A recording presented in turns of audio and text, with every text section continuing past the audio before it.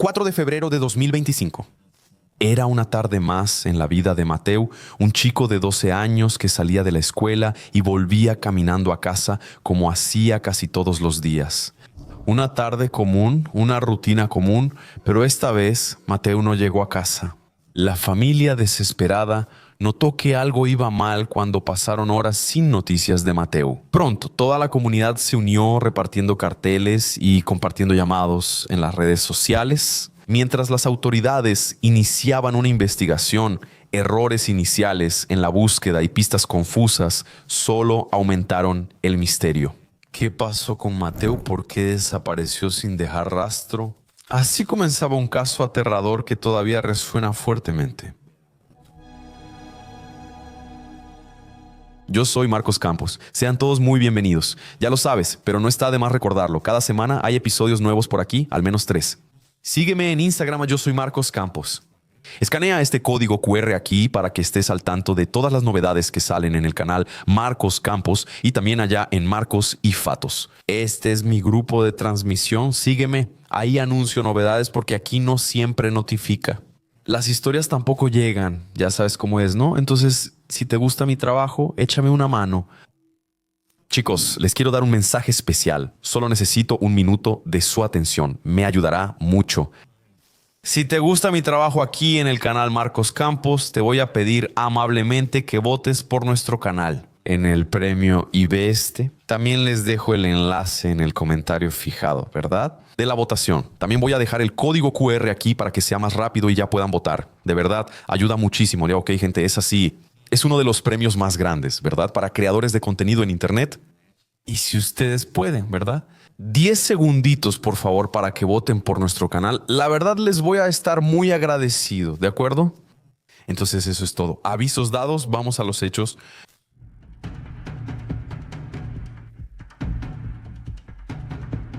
Mateo Santiago, de 12 años, vivía con sus padres, el señor Gerardo Ramírez y la señora María Martínez, y también con 2 hermanos. Llevaban una vida bastante común, sin ningún elemento así que merezca ser señalado aquí en este momento. El 4 de febrero de 2025, una tarde de martes, Mateo Santiago salió de la escuela después de un día común y tendría que caminar a casa, como aparentemente siempre lo hacía. Hasta ahí todo dentro de su rutina, de la rutina de los familiares.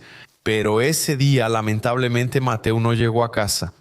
Y no tardó para que la familia del niño se preocupara mucho, porque Mateo, según dicen, no solía desaparecer así sin avisar. Él le avisaría a su mamá si necesitara retrasarse o si hubiera pasado algo. Al no hacerlo, ni contactar, ni enviar mensaje o llamar, los padres comenzaron a angustiarse. Primero intentaron hablar con los amigos de Mateo de la escuela, pero nadie sabía de Mateo, nadie había estado con él en ese momento de las llamadas. Entonces la angustia de los padres fue aumentando y conforme pasaban las horas y llegaba la noche, la situación se fue poniendo cada vez peor. Y fue justamente con la llegada de la noche que la policía fue avisada de la desaparición del chico. Inmediatamente entonces la desaparición de Mateo se hizo pública. Mucha gente se enteró, principalmente de la región. Se activó una alerta Amber y así comenzaron las operaciones oficiales de búsqueda en diferentes áreas de la ciudad de León, que está en el estado de Guanajuato, en México.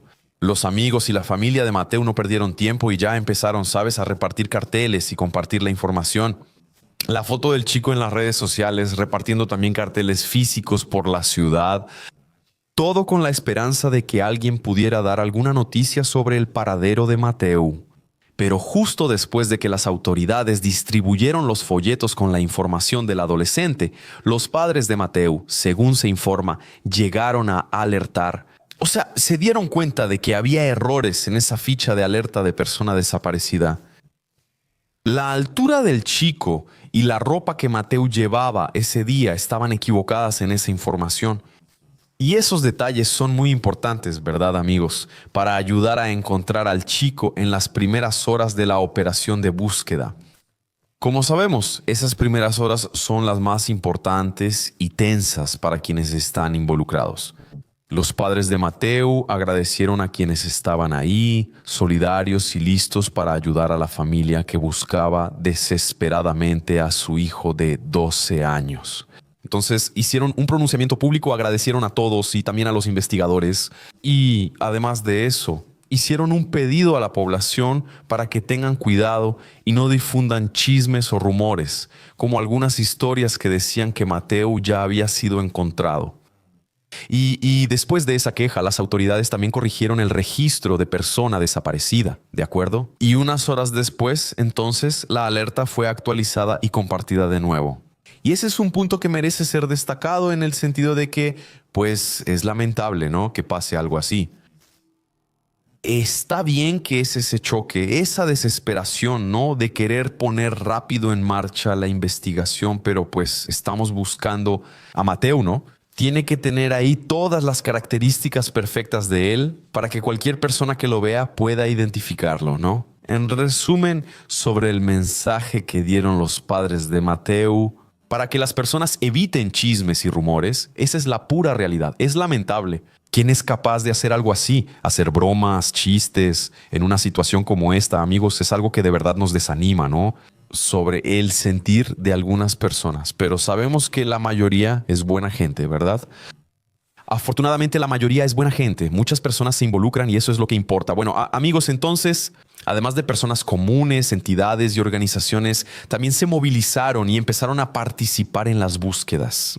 En la ciudad y la región todos buscaban a Mateo, pero hasta entonces no había pistas. Algunas personas incluso llegaron a ir a regiones conocidas ahí. ¿Sabes? Buscaron en la ciudad y alrededores zonas conocidas por crímenes y cuerpos abandonados, pero no hallaron nada. Mientras tanto, la mamá de Mateo publicaba pedidos desesperados en las redes sociales, suplicando que su hijo regresara a casa sano y salvo. Ella no sabía que estaba muy cerca de descubrir la terrible verdad sobre lo que realmente le había pasado a su amado hijo de 12 años. Los investigadores empezaron a reconstruir cada paso de Mateo con el mayor cuidado posible en ese momento. Y ahí fue cuando el rompecabezas empezó a tomar forma, ¿sabes? La primera pista importante que obtuvieron vino entonces de las cámaras de seguridad de la zona. Los investigadores fueron tras esos lugares que podrían haber captado lo que Mateo hizo justo después de salir de la escuela. Recuperaron los videos.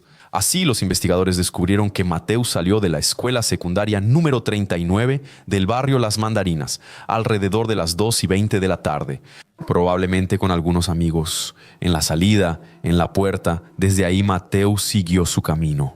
Lo que parece es que Mateo estaba haciendo su ruta como confiado, acostumbrado, ¿sabes? A pesar de ser un camino relativamente vacío, según lo que se informó con base en esas pistas, sí, ya que tampoco había testigos, ¿verdad? Porque si alguien hubiera visto, supongo habría avisado a la policía, hablado o no. Nunca se sabe, lamentablemente, ¿verdad? El hecho es que cuando Mateo se aleja de la escuela en ese momento del análisis de las cámaras, no de la supuesta seguridad ahí en la zona de la escuela, es que tenemos un vínculo que puede ser muy significativo y que cierra ahí, ¿no?, la cadena criminal de este caso. Los investigadores vieron que al llegar a un cruce de dos calles, Mateo siguió derecho, pero poco después ya no pudieron rastrearlo. Es como si hubiera desaparecido ahí de cualquier cámara que estuviera grabando la zona. Las autoridades entonces hacían su trabajo de investigación y la familia y los amigos se unían para continuar la búsqueda. Las incansables búsquedas por el chico dejaron a la familia emocionalmente agotada en esa etapa de la investigación. Ellos querían algo que pudiera indicar lo que podría haberle pasado a Mateo. ¿Cómo así? Simplemente él desaparece de las cámaras. ¿Qué opinan? ¿Será que se metió en algún carro, entró en alguna casa? Porque parece un punto ciego ahí que fue, ¿no?, cuidadosamente hecho. Pero vamos a ver, ¿hasta qué sucedió entonces un avance en la investigación? Nuevas imágenes de cámaras de otros lugares ahí surgieron y mostraban a Mateo. En uno de los videos él aparecía caminando por la calle, aparentemente sin un rumbo fijo. ¿Sabes cuando vas y vienes? En fin, un chico caminando por la calle.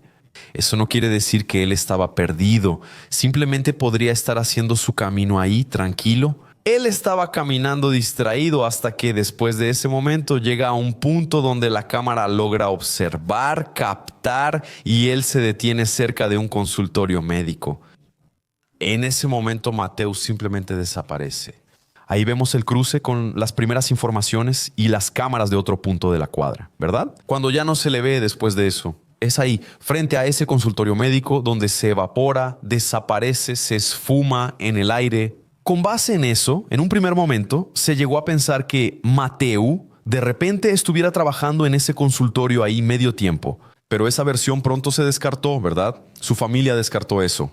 Él siempre regresaba a casa después de la escuela. No tenía sentido esa tesis, esa hipótesis en realidad. Bueno, por esa revelación entonces de su desaparición, ¿cuál sería el primer paso? Obviamente contactar a alguien de ese consultorio, al médico que atendía ahí. La policía entonces fue al lugar, pero el doctor cuyo nombre estaba en la placa frente al consultorio no estaba ahí. Sin embargo, la investigación logró hablar con la madre del médico que estaba ahí.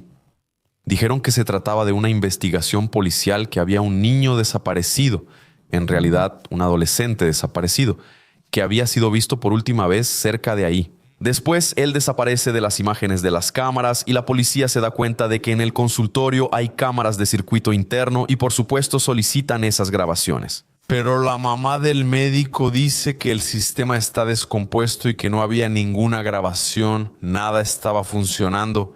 Con esa noticia totalmente frustrante e incluso, yo diría, conveniente, la policía se fue y la investigación continuó. En la mañana del viernes, ya el 7 de febrero, las autoridades descubrieron quién era ese médico. Christian Jaffet tenía 34 años. Él fue la última persona entonces en haber visto a Mateo con vida. En poco tiempo, las fuerzas policiales fueron a la casa del médico para arrestarlo. Al fin y al cabo, ya había una cierta cantidad de pruebas circunstanciales que conectaban al médico con el caso, ¿verdad? Mateo desapareció al entrar a su consultorio. Su madre dijo que el sistema no funciona. El médico no está ahí cuando la policía va a buscarlo. Entonces, con base en eso, aparentemente consiguieron una orden de arresto preventivo. Y ese fue un momento crucial en la investigación, ya que el doctor Christian, como acabo de mencionar, era el único sospechoso hasta ese momento. Principal, de acuerdo, para que tengamos cierta cautela hasta este momento. Y aquí también tenemos un punto autorresolutivo. Vean si están de acuerdo conmigo.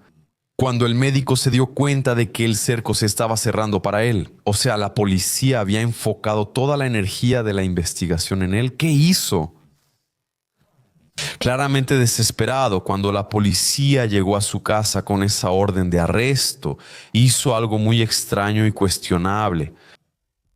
Él se disparó a sí mismo, si me entienden, intentando quitarse la vida, pero no lo logró y terminó solo herido. El interrogatorio del doctor Christian fue esclarecedor. Después de eso, lo arrestaron, ¿cierto? Primero fue atendido porque tenía heridas significativas. Lo atendieron y después pasó por el interrogatorio. Y al principio, él intentó desviar la atención. Pero con el tiempo y la presión de la investigación, ¿verdad? Con todas esas pruebas acumuladas ahí, entonces él terminó confesando el crimen. Y aquí hay un punto que me gustaría destacar, pero con cierta cautela, que es el siguiente.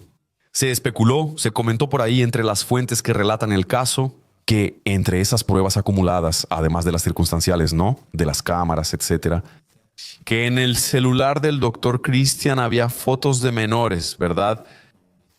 Fotos así, lamentables. Y creo que todos entendieron. A partir de ahí realmente se le vino abajo todo. Si admitimos que esto no es un rumor y que realmente sucedió, enfatizo que todo está basado en las fuentes. ¿Todo bien, chicos? Hablamos de un caso en México y por mi experiencia con otros casos allí, sabemos que a veces el asunto es medio enredado. Hay unos eslabones que cierras y luego se abren de nuevo. Entonces, es la típica historia. Donde hay humo, hay fuego. Desde ahí, con toda esa presión y viendo que todo se había venido abajo, el médico admitió que abusó y asesinó a Mateo Santiago, contando cómo sucedió todo e incluso dónde había dejado el cuerpo del niño. Durante el interrogatorio surgieron algunas informaciones que apuntaban a la posibilidad de que otra persona estuviera involucrada en el asesinato, es decir, un cómplice. Pero nada de eso estaba claro ni fue confirmado por la policía. Parece ser otra información de internet también, ¿ok? Y con eso las autoridades seguían investigando esa pista sin encontrar más pruebas concretas. El arresto de Christian fue un avance en el caso, pero todavía había muchas dudas sobre todos los detalles de lo que realmente había pasado y si también había algún cómplice. O si era solo él, un lobo solitario, esperando el momento adecuado, ¿verdad? Para atrapar a la presa que probablemente por todo lo que ya conté hasta ahora, me imagino que debía estar vigilando, ¿verdad? ¿Será que Mateo ya no pasaba por ahí? ¿Será que ese día tomó un camino diferente? ¿Verdad? Otra cosa aquí que yo pongo un será. ¿Será que la mamá había dicho la verdad, verdad? Sobre que las cámaras estaban descompuestas, etcétera. ¿O será que ya fue un encubrimiento? A pesar del éxito de la investigación, para la familia de Mateo ahora era ese momento difícil, ¿verdad, amigos? De tristeza.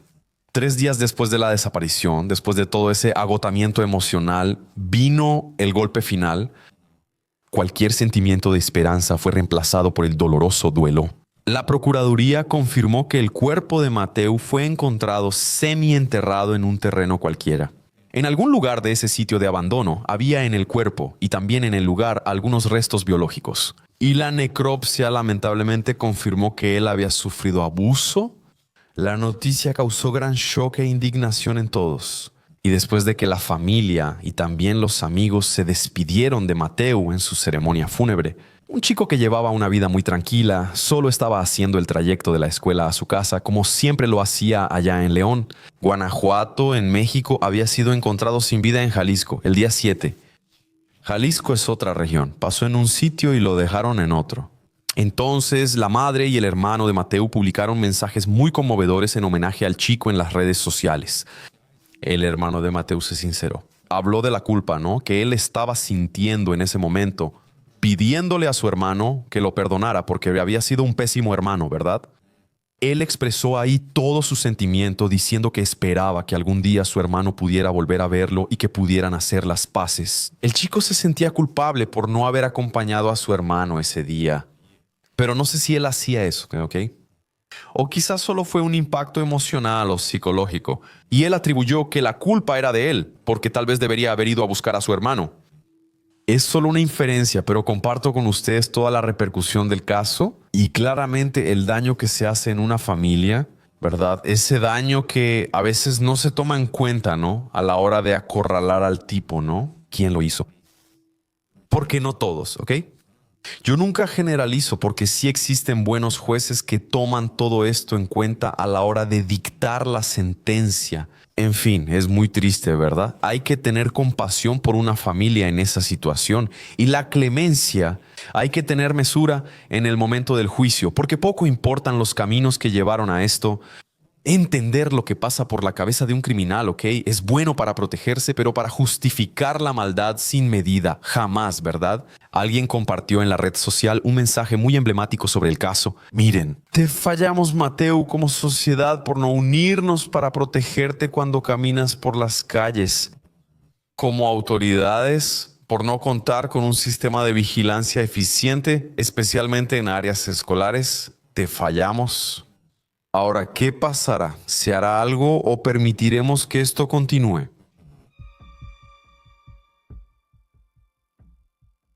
De hecho, esa es la pregunta que hago aquí 3 veces por semana. Después de la despedida de Mateo, solo para dejar aquí otro punto importante sobre un caso así, amigos, que tiene un impacto directo, ¿verdad? Entre los amigos de la escuela surgieron las manifestaciones, ¿ok? La institución dijo que normalmente ofrece apoyo para ayudar a los alumnos a lidiar con toda esta situación. El impacto emocional por perder a un amigo o compañero de escuela. La Secretaría y la Delegación Regional suelen ofrecer psicólogos para atender a los estudiantes en ese momento. Bueno, la gobernadora entonces de Guanajuato, allá en México, Livia Denise García Muñoz, declaró que no habría impunidad y que como autoridad y sociedad se unían por Mateo y seguirían luchando por un Guanajuato más seguro. Bueno, después entonces de todos los homenajes a Mateo, necesitamos volver al doctor abusador. El sujeto investigado y principal sospechoso de este crimen horrible era Christian Jaffet, un médico que, según algunas personas, parecía llevar una vida común sin nada que levantara sospechas. Si se confirma la autoría, sería el famoso lobo con piel de cordero, ¿no? Los vecinos dijeron que era callado, casi no hablaba, solo saludaba y se despedía. Por eso, cuando se supo su arresto, todos quedamos en shock, ¿verdad? ¿Cómo así el buen doctor es un monstruo? ¿Recuerdan que cuando arrestaron al doctor quiso irse de la escena? Él fue hospitalizado y después de recibir el alta del hospital donde fue atendido, él fue trasladado entonces al centro penitenciario de León, allá en Guanajuato, también bajo estricta custodia. La justicia que entonces en ese momento se estaba frotando las manos para el juicio, ¿verdad? Aquí le di un voto de confianza a la justicia. Ok, amigos, porque al menos espero que sea así, ¿no? Porque, o sea, cuando tienes todas las pruebas circunstanciales, ¿verdad? Pero en las primeras audiencias, las autoridades presentaron pruebas bastante sólidas que conectaban al médico con el asesinato de Mateu. Incluía su confesión, fotos del celular y otros detalles que confirmaban su implicación en el crimen. Y sobre todo era alguien peligroso. Y ese asunto de la confesión, solo para hacer un paréntesis rápido aquí, eso probablemente será abordado en el juicio por la defensa del doctor, porque ¿cuántas veces ya hemos visto eso, verdad? Va a decir que de repente fue obligado por la policía a confesar, ¿no es así? Pero también debe haber una acusación bien hecha, ¿no? Y esa cuestión de verlo como una persona peligrosa. Y si todo eso se confirma, amigos, es difícil aceptar en la sociedad a quien tiene sentimientos torcidos por los niños, ¿no lo creen? Las últimas noticias del caso son de febrero de este año aquí. Por lo tanto, hasta donde yo sé, todos están esperando el juicio para aclarar las cosas. Saber si realmente había un cómplice, saber si la mamá mintió u omitió a la policía esa cuestión de la cámara. ¿Se acuerdan, verdad? Que ella dijo que las cámaras no estaban funcionando y eso. Lo que pensé es que realmente puede ser que esta pobre mamá tampoco sabía de nada. Como dijeron los vecinos, el hijo era un médico tranquilo y llevaba una vida relajada, pero ahí germinaba la semilla esperando el momento propicio. Y hasta ahora no se tiene una motivación clara para este crimen, salvo posibles deseos enfermizos de un hombre de 30 y tantos años. Hay una nota que indica que Mateu, al desaparecer de las cámaras de seguridad, parece haber entrado voluntariamente a la clínica. ¿Está bien? Eso por sí solo dice mucho, ¿no crees? Porque el médico ya podía estar vigilando lo que hacía ese camino por ahí, ¿verdad? Como supuse hace poco, de repente, ya podía estar pasando por ahí un hola aquí, un buenas tardes allá, etcétera y tal. ¿Será que ese día cuando Mateu pasó, dijo, oye niño, ¿no puedes ayudarme aquí a hacer una cosa rapidito? Te doy 10 pesitos. Es una posibilidad, ¿no? Bueno, la policía encontró pistas en el consultorio y también en la casa del médico, ¿ok? Que llevan a creer que el niño fue llevado a uno de esos lugares donde habría sufrido abuso y después habría sido asesinado. Y esa información también parece contradictoria porque hasta el momento no se puede saber dónde realmente habría sido asesinado.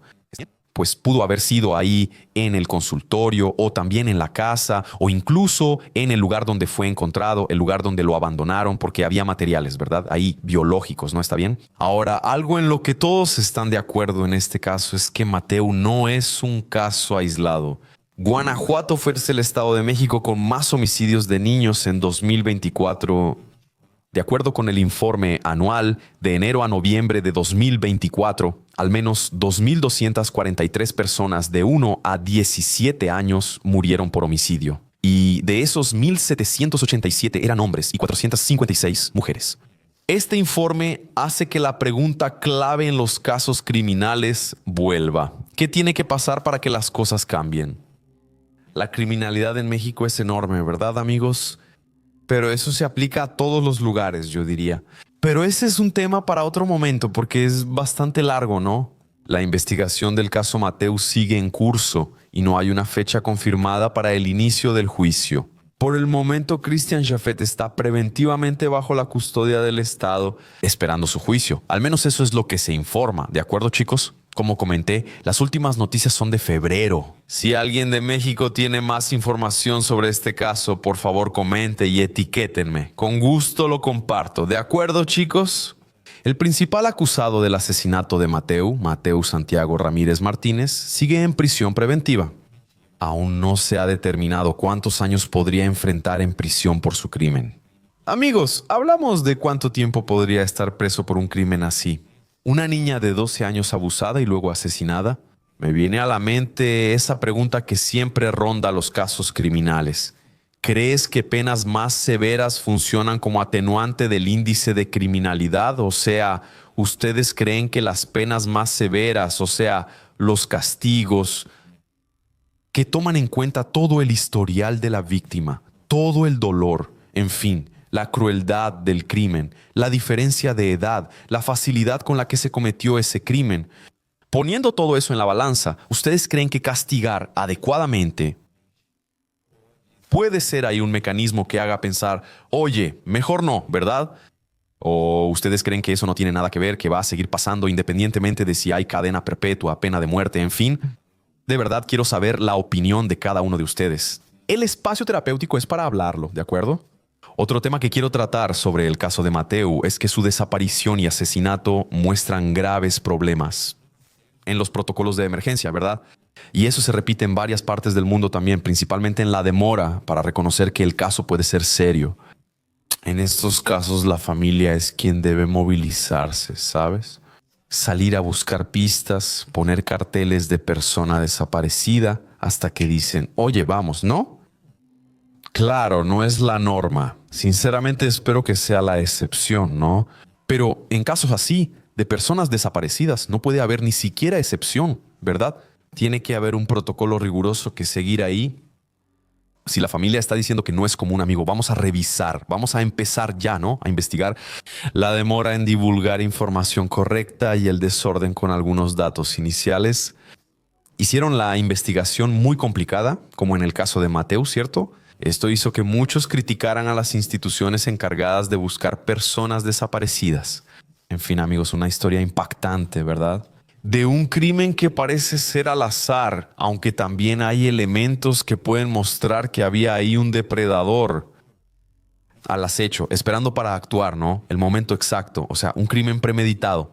Lo que es bastante aterrador para mí es el hecho de que la niña estaba en un barrio ahí, caminando como lo hacía todos los días, ¿no? O sea, creando ahí un ambiente para que el depredador pudiera estudiar los pasos, ¿no? Un caso que nos hace cuestionarnos sobre los peligros que corremos al andar por las calles. Nunca se sabe quién nos está observando, nunca sabemos si estamos protegidos. La triste sensación es que el pobre Mateu va a ser solo un nombre más en una estadística. Nuestros sinceros sentimientos a su familia y un homenaje a su vida. Espero que esto haya sido bien expresado aquí. Y claro, que la justicia sea dura con el verdugo de Mateu y que él se arrepienta amargamente cada día del resto de su vida por lo que le hizo a Mateu. Gracias por tu compañía, un beso del pelirrojo y hasta el próximo episodio.